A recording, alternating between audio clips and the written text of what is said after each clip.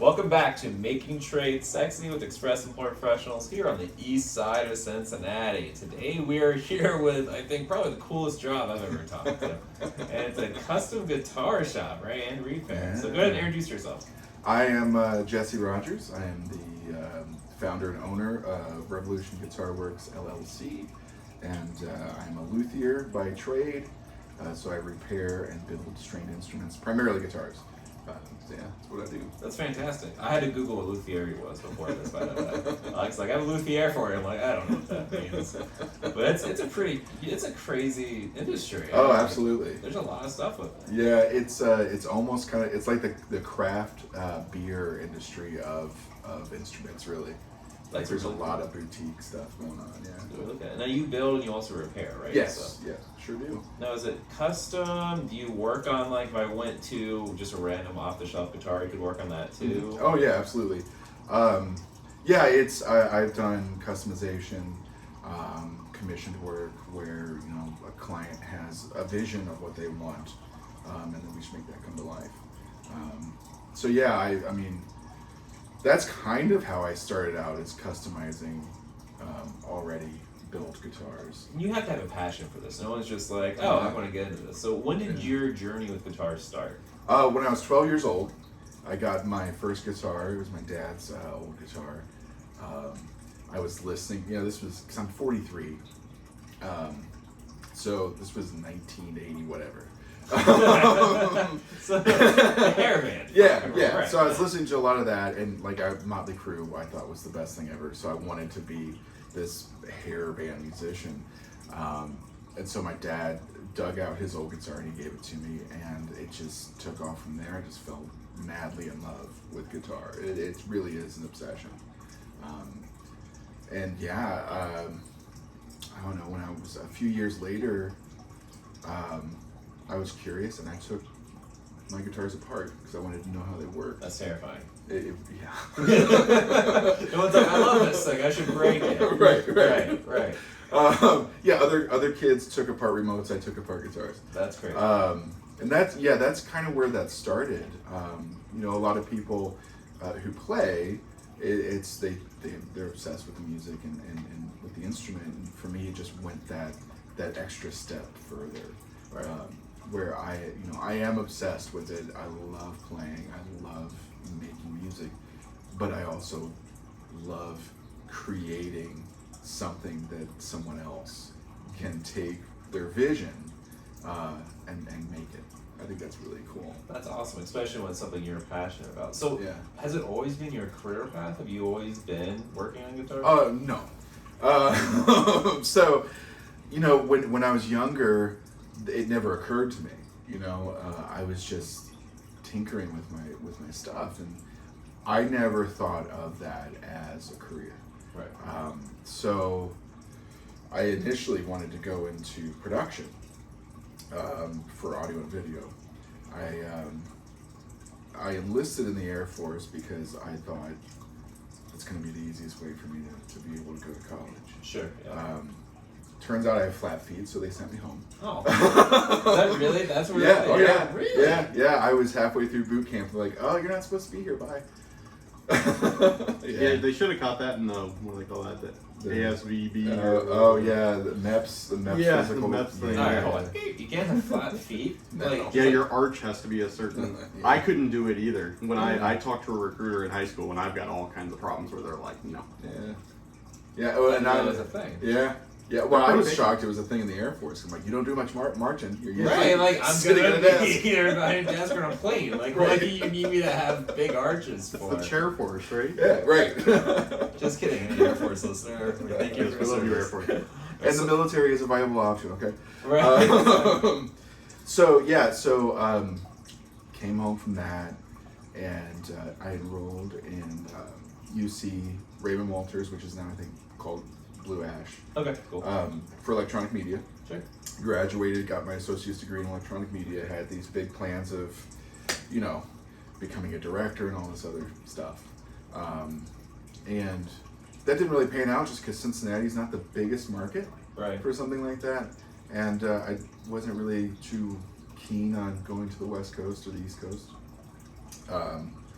So I landed in music retail. I worked at Mars Music for the majority of the time that place was open. Worked for Willis Music, Sam Ash. Buddy Rogers, I think, is the only company in town that I've never worked for. Right, basically. sure. And then did sales for a while. And what really got me into doing this, I worked for a mortgage company, and when the housing bubble burst in 2004 or 5, that was it. Yeah. And there was a company in town, Hanser Music Group, and at the time they owned BC Rich guitars, Michael Kelly guitars, Traven basses, custom amps. They still own custom amps. So I went to work for them. And I started in sales and then ended up in their quality control department, Okay. which is mainly repairs and setups and things. And that was just like, holy crap, this is amazing. This is all, I'm doing what I do at home for fun, for a living. Money. Yeah. And that's really what brought that to my attention. Like I can do this Right. for a living. So yeah. your story is basically you had something you're passionate about, and instead of following the traditional route, you're like, I want to throw everything I have into what I'm passionate about. Yes. And now it's working out for you. Oh, absolutely. And yeah, so they ended up moving their quality control out to California, all this other stuff, so I wasn't doing that anymore. And at that time, I still had it in my head, like, oh, I need to have a 9-to-5 job with this type of salary, with benefits, and all this other stuff. So my wife at the time worked for Pomeroy, Okay, yeah. IT Solutions, and I got on there and picked it up very quickly. So I did that for a while. Several years. I ended up with Alex at CSM, and it was really then that I decided that enough is enough. This is just You would go back and commit. yeah. Yeah. So after I was no longer with CSM, I was faced with a choice. I could very easily go back to a place like Pomeroy, Right. and continue doing that and be miserable. And there, don't get me wrong. If that's what you're good at and That's that's what what you're passionate right, about, what you then, wanna do, then right. yeah, then more power to you. But It's hard to be passionate about rebooting things. well, that's true. So I could have done that, but I decided, I've had enough, and I formed my LLC and took the risk, and it's paid off very well. Any regrets? None whatsoever. Do you wish you would have done it sooner? Sometimes, but I also feel like I did learn a lot of necessary lessons with the path I took. But yeah, there's times when I'm like, I should have done this, 15 years ago. Right. It was like 18-year-old Right, out of high school yeah. just finishing on guitars at that point then too. That's Okay. awesome. Going back to your education for a second, Yeah. I know, so you did the production stuff. You've got a really good radio voice. Can you give us a voiceover real quick? Anything in particular? It's a movie about me driving to Mexico or something. Okay, let me try and do this. This is the story of a man on a mission to deliver bananas to Mexico. In a world where In bananas are a expensive, world where bananas are expensive, and the Mexicans don't have any. even though they grow there, Oops. one man is on a mission. Alex delivers bananas. Dun, dun, dun. I don't think I've ever been this hot in my life. I would watch that. I'd be like, yeah, alright, let's see what this guy's about. You do a really good. Do you sing too then? Well, it's funny. I'm really shy about that. Like, Really? Yeah, it's the one thing in music that it's rare that I do. And everybody's like, no, you should, shake it off. I'm like, it's easier said than done. Right. Yeah, for sure. So let's talk guitars, because Yeah. I don't understand guitars. Okay. I know there's two types of guitars, acoustic and electric. Yeah. I Sort mean, of. sorta. Okay. That's just scratching the surface. Okay, but just yeah. go ahead and break me. Okay, How many so- types of guitars you got? Oh man. The most common ones are electric and acoustic. Breaking that down more, on the electric side, you've got solid bodies. you've got semi-hollow bodies, and then you've got hollow bodies. And the differences there, solid body is obviously it's solid all the way through. A semi-hollow body is where typically on the sides it's hollowed out, but the middle there's still a core of solid wood there. Yeah, like the ES, it's a Gibson ES 335. It's one of the most common Gibsons out there. Like it's the guitar that Marty McFly plays in the cool. Future. Yeah, sure. Yeah, so that has a wood block that goes all the way through the center, and then the sides are hollowed out. See, I was thinking it was gonna be the other way. Yeah. When you said, I thought it was gonna be like the edges are thicker or something. Yeah, no, yeah. It's only in the middle. Yep, and then hollow body is just it's all hollow. It's basically like an acoustic without the sound hole in the middle. Gotcha. And then acoustics. You've got your standard acoustics. Those are usually like your dreadnoughts. There's ones that have cutaways so you can reach up to the higher frets. There's tenor guitars, which I've got a tenor guitar sitting right over there. Is that the brown one? Yeah, and those are 4 strings, and it's tuned to tenor banjo tuning. But there's usually 7 though. 7 strings. 6 Six. is the That's the like standard. That one has 4. Yeah. Is that by choice or is it? Yeah. Oh yeah. That's Okay. yeah. Just that one. I can get you some strings. Now we're gonna get into basses and Yeah. ukulele. Oh yeah. It's that electric and acoustic. Those are your 2 typical ones, but technology-wise. right. But there's so many different variations because with both there's 7 string. Now they're getting into like 8, 9, Yeah, it's ridiculous. For the gent. So then looking at, I get the difference when it comes to like, I'm sure like a small acoustic and a big acoustic sound different. The shape of the body. Oh, yeah. Because, Yep. But like electric, for me, I'm looking at like that guitar, which is what is that called? That one is called the model is the Liquid. Okay. Well, what's that one called? That one is a Fender 51. So for me, looking at these, they look like roughly the same Sure. thing, Right. but they sound different. Absolutely. Why? Absolutely. So there's several different variables. The biggest one would be the electronics. So an electric guitar has what's called a pickup, and a pickup is basically an electromagnet that picks up the vibrations of the string, and that's how the sound comes out. And there's 2 main types of pickups. You've got what's called a single coil, which is just one electromagnet coil, which is usually in like Fender Strats, Telecasters, things like that. And then there's what's called a humbucker. A humbucker is 2 coils that are wrapped together, and what that does is it eliminates the 60 cycle hum that you normally would get with a single electromagnet. So it's 2 coils together. And they add a phase or something? How does it cancel? No, it's the polarity. Oh, okay. So yeah, it's reverse polarity. And then there's different things you can do like doing out of phase and all that kind of stuff. So that's the main variable for your tone. See, I thought it was just like a computer. Like you play it and like it's touching little thing and then it goes to the amp. Right? So I had no idea that actually involves like magnets. And things. Oh yeah. So humbuckers sound different than single coils, and depending on the amount of wraps that you have with your wire, it can change the tone too. So there's like overwound, there's underwound, and that is if like a typical kind of. I want that humbucker medium rare. Exactly. Like typically, like a single coil usually is going to be about 8,000 winds of wire. Holy, that's incredible. Yeah, and the wire is like hair thin. It's 43 gauge wire, so it's just very fine. So overwrapped, you get a beefier tone because it's just more power coming to it. Underwrapped, it's a little brighter and nice. Yeah. So depending on what style you like if it's a country player, you're not going to use an overwound pickup because you're not going to get that twangy tone. But if you're Tenacious D, you probably don't give a crap. See, Tenacious D, they'll do an acoustic with a pickup. Right, yeah.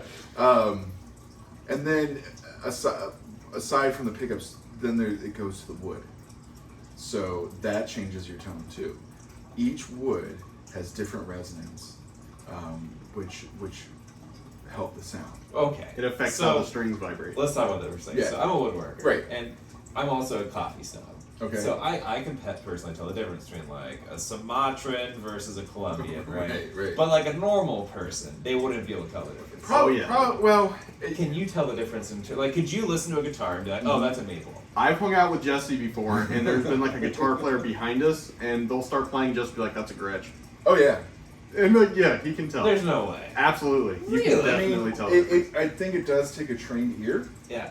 You know, I do think though, if you were listening to like Led Zeppelin, Right. okay,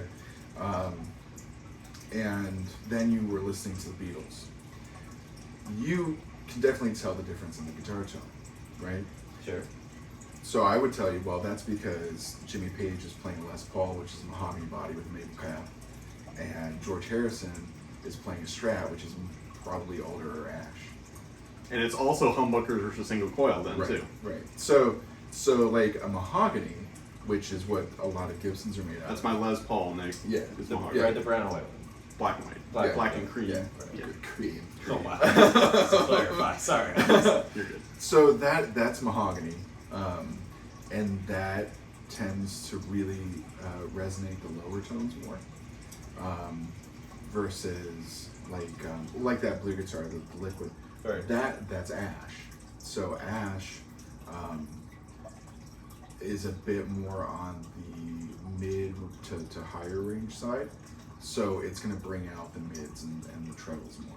And you can tell that from just listening to it. You could too if we line two up. But I wouldn't be able to tell. You I would would know Well, which yeah, is like, which. and that's the thing. Like, it really is training the ear and having knowledge of the woods Right. put together. But yeah, I mean, there are some things that it's pretty hard to tell really, the yeah, difference, right? like alder and ash. It's pretty. It's like the similar. wine thing, like a cherry notes versus Right. the Yeah, oh, blackberry yeah. notes. Yeah, I mean, absolutely. It's the same kind of idea. That's cool. So yeah, that plays a role in it. Also, with acoustics, it really plays a huge role in it. Right, I figured that because Yeah. it's a natural noise. It Right, doesn't, like yeah. technology. Yeah, so like a spruce gives you a nice, bright, full tone, And it's all about the top for acoustics, right? Right. Because that's what Oh, that's what absolutely. actually resonates. right. Yeah, that's where you're getting the majority of your resonance, but also the depth and the shape help too, because just like in a room with your natural acoustics, you know, if you've got a room that's shaped really crappy, it's just going to bounce everywhere and sound like garbage. Right. So if you've got a room shaped properly, like a music hall in Cincinnati, it's shaped like a violin for a reason, because those acoustics just move so well. Right. And the same is applied with guitar. So if you've got a funky shaped acoustic, it's probably going to sound like crap. That's so interesting. Because at the end of the day, there is a scientific way to do it. Absolutely. It's all about Yep. acoustics. Wow. Yep. And it's really just been trial and error over centuries of people trying yeah. it and being like, oh, That sounds better than that one. Let's try this. That's how evolution works, right? Like, hey, that one survived, so we're good to go. And the funny thing is, there are also people that will like take a shovel, put a pickup on a shovel and two strings, and make an instrument out of it, and Yeah. it's like, that doesn't sound terrible. You Yeah, know what well, I mean? yeah. Because I at mean, that point, so that's the second thing. Going back to the trade stuff. Yeah. You can work on both acoustics and electrics. yes. Which would you say you work on and create more of? Well, I make more electrics. That's what I build. Right. But as far as like repair work, I would say it's pretty equal. Okay, gotcha. I do a lot of work on vintage instruments. So I come across everything from an acoustic pre-World War II, like from the 30s or 40s, to early Fender and Gibson instruments, which are like the cornerstone of rock and roll, all the way up to brand new stuff. He Snapchats me $80,000 guitars all the time. Because you do. I'd try to make you Wait, jealous. first off, is that actually a Works. thing? An Yes. $80,000. Oh, they go much higher Do than you that. work too. on like expensive, like high end? Oh yeah, I work. I work on everything. Do you sweat while you do it? Because that's. I did when I first started working on vintage instruments. It was kind of nerve wracking, but after a while,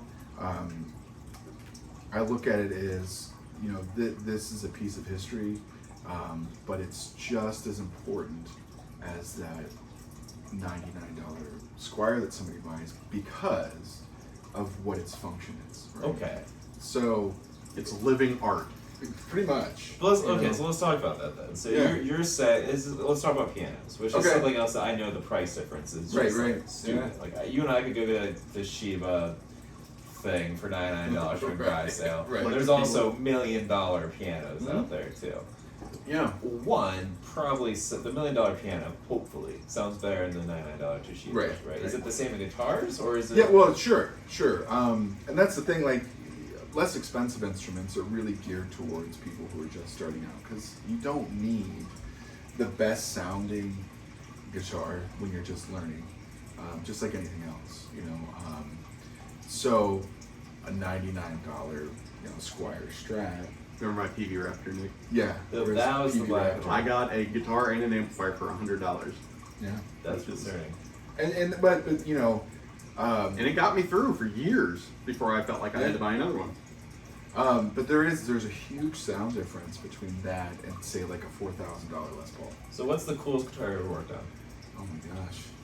You ever had like a 65 gold top or something? Or Oh, what's yeah. that year? What's the year of the gold tops that are like, Oh, that everybody wants? Dude, 59. Les Yeah, the Pauls. 59 are- 59 Les Pauls are really, Yeah. that's like the holy grail. And actually, it's the 59 Black Beauty is like the holy grail for collectors. Yeah, have you touched one? Like, have Yeah, you, have you worked on one? No, but I've touched one. There was a guy I used to work with, and he's kind of a legend in the industry named JT Rubelov. Brilliant man. He was the head of R&D at Gibson for a while. He's also left-handed, and he had a 59 left-handed, which is extremely rare. That's cool. And when I saw it, oh gosh, this would have been like mid-2000s. At that time, it was worth about $1 million. Oh my god. So I can imagine now it's probably a little bit higher, probably closer to the $4 to $5 million. Okay, but there's value and there's like market value. Oh, sure. Are people actually going and spending $1 million? on Yes, a if you Yeah. took that to auction, someone would buy that Yeah, for oh, absolutely. 7 digits. I mean, there's Okay. Let's talk about the industry then. Okay, Because yeah, It's yeah. the same with horse racing. Yeah. I talked to a guy who's really into horse racing, and like I was like, how much is a horse? $50,000, right? But Ned's like, no, a good racehorse is millions of dollars. Yeah. So, how big is your industry actually when it comes to custom guitars? It's bigger than people think. Especially Um, now, because everyone's yeah. getting into instruments because of COVID. They're all sitting at home like, I need a Yeah. hobby. Yeah, I've been unbelievably fortunate during all of that. It's awesome. But yes, the custom industry or the boutique is a lot of people use that word for Sure, like yeah. boutique guitar. Right. It's a lot bigger than people realize, and that really comes from professionals and collectors. So guys who are professional players, and I'm not talking about rock stars. Right. These are the guys who are like your session musicians. Who guys work in a studio. Right. He Yeah. probably doesn't know what a session Uh, musician. yeah, That's all. yeah. People who work in a studio. Gotcha. Touring musicians. A You know, lot of orchestra or the something too, a lot of right? those guys. It's got to be tops. It's got to be a good instrument. So, rather than taking the route of big corporate instruments, a lot of the times they'll play good instruments from small companies, small builders. I don't know how to pronounce it. I think it's Shure. It's SUHR. Okay. Amazing instruments. They're a small builder. Bootleg guitars, they're built by John Hill. He used to be up in Cleveland. He's in Florida now.